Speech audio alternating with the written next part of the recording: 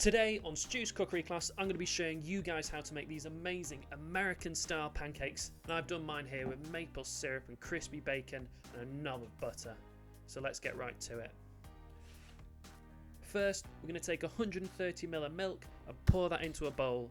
We're going to crack in one egg and give it a good whisk together until those sort of strands of egg are all broken down and it's nice and smooth. Once that's done, we're ready to add our self-raising flour. So we're using 135 grams of this. We're then going to add in our teaspoon of baking powder and 2 tablespoons of caster sugar. Now you might notice here I'm using golden caster sugar. It doesn't really matter, but it just gives it a little extra flavour. If you don't have it, you don't need to worry.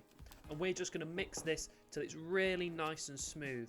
Something to note though is that once you have your batter really smooth with no lumps, you want to stop mixing it because you'll develop the gluten and you can end up making them slightly tough.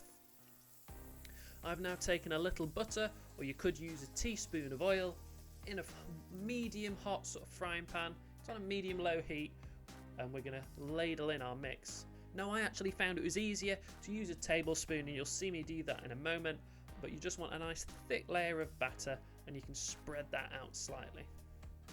And you'll see here it's been in the pan for about a minute 30 seconds. I've flipped it over and it still looks a little flat, but it's now where it's going to start to rise. It's going to start to steam itself and puff up.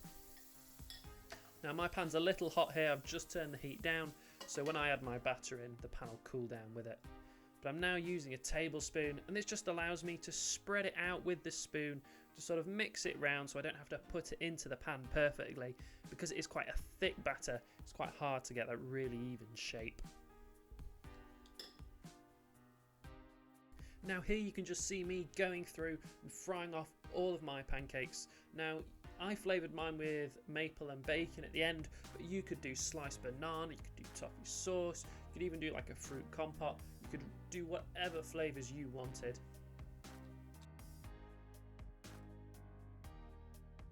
Now that my pancakes are done, I'm just throwing some bacon in the pan to crisp up. And if you're doing a big batch of these, you could pop them in the oven on low just to keep them nice and warm.